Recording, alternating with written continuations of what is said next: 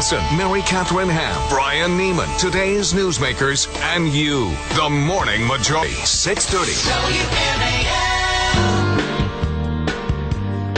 WMAL. 8:37 on the Morning Majority, and we have Larry Kudlow with us today. Larry, how's it going? Hi, Mary Catherine. How are you? How are you doing? Good. I'm doing better. The market's doing better. The Republican Party's doing better. Rick Perry's doing better. I got to think Rick Perry's got to be Obama's worst nightmare. I know you're not really asking me that question, but no, go for it. If you think about it, we talked about this on our CNBC show last night. I mean, here's a guy who has a great state economy who's creating half the jobs in the country. Really, the last 2 years, Texas has created roughly 50% of the jobs. But it gets worse for Obama. The guy's an Air Force captain, former Air Force captain. He flew C-130 cargo planes all over the world. He understands the military. He has a real military record. And he grew up as a dirt farmer. I mean, I can't imagine, just in terms of resume, anything worse. I mean, Obama must be beside himself trying to figure out how he's going to run against this guy, how he's going to criticize this guy, and how he's going to attack him. I mean, it's really extraordinary to me. Well, that seems partly indicated by the fact that liberals have turned on the fire hoses this weekend as far as attacks go. What do you think of the argument that, well, sure, Texas has like jobs and stuff, but they're not good jobs, unlike our zero jobs that we're offering. Right, unlike our zero jobs. Right. Incidentally, I did a little homework on that, and as it turns out, even that's not true. Texas created 45. First of all, here's the overall number. These are BLS numbers, because we did this on our show last night. Right. So the middle of June 09, the middle of June 11, the USA creates 524,000 jobs, which itself is pathetic. But of that group, Texas creates 262,000. Now, the distribution of jobs in Texas: energy, 45,000. Business and professional services were the biggest, 74,000. Wow. Education and health, 91,000.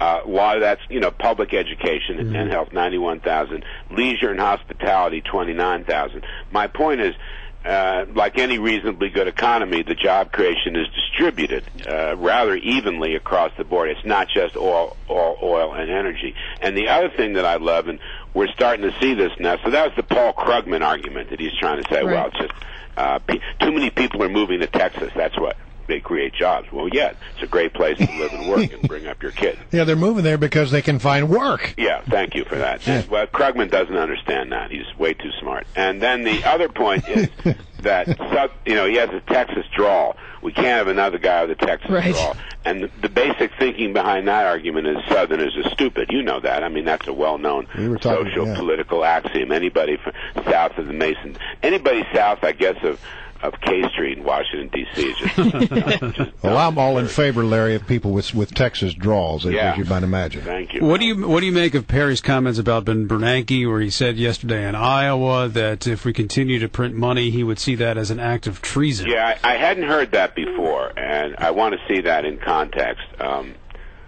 So I can't. I guess you can look at it a couple ways. Most importantly, I think he would be against QE3. Right. It just sounds like no more Fed pump priming, with which I completely agree. That word treason, I'd have to look at. I'm not sure what he was saying about that. And by the way, the Fed is going to have a big decision. I think there's at least 50-50 chance they're going to go to QE3, and we're going to hear about it. Not this Friday, but the next Friday, August 26th, when they speak at Jackson Hole, Wyoming, at their conference. In fact, I think the European Fed, the European Central Bank, is going to also have quantitative easing. Now, the numbers that came out of Germany today weren't very good. Their GDP did not grow at a strong rate, so people are worried that means that the Germans are kind of bunker in and try and save all of Europe like everybody wants them to do. How are you reading that? I don't think it's that bad. The numbers are the numbers.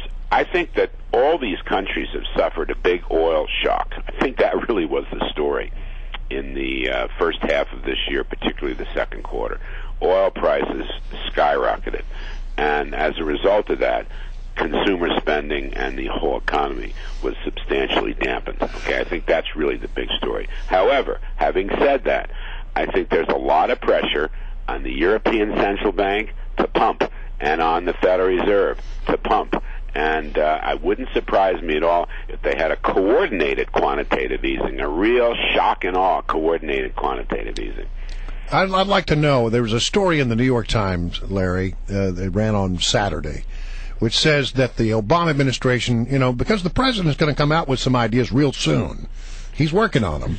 And apparently one of the things the administration is casting about is the idea that we might have a Department of Jobs. Yeah, I love that. Yeah, so I love that. I mean, doesn't that mean that all of our problems are over now because the Department of Jobs will make it all better? I heard about that. I heard that was Gene Sperling special. I don't know if Gene can take credit for that, but I'd heard that was his idea. Actually, we ought to start getting rid of departments. Wouldn't that be a switch? Yeah, wouldn't that be something? How about cutting federal payrolls? Wouldn't that be something? I mean, a lot of state, local governments have cut payrolls, and of course, we're still 7 million jobs short in the private sector. How about cutting federal payrolls? Anybody ever thought of that? I mean, I know it's a shocker down there, but gee whiz. They're still hiring. Department of Jobs. Why don't we not have a Commerce Department? Why don't we not have a Labor Department? Why don't we fold in some of their functions into something else? Why don't we put a lot of that stuff, that data collection could be better done in the private sector by Google? Why do we have to have all that stuff? These agencies are 100 years old, many of them, right? The Commerce Department, I think, was under Teddy Roosevelt. The Labor Department is under FDR. Why do we need this stuff? Time to reassess. Larry Kudlow, always good to have you. Thanks, man. Thanks for joining us on The Morning Majority.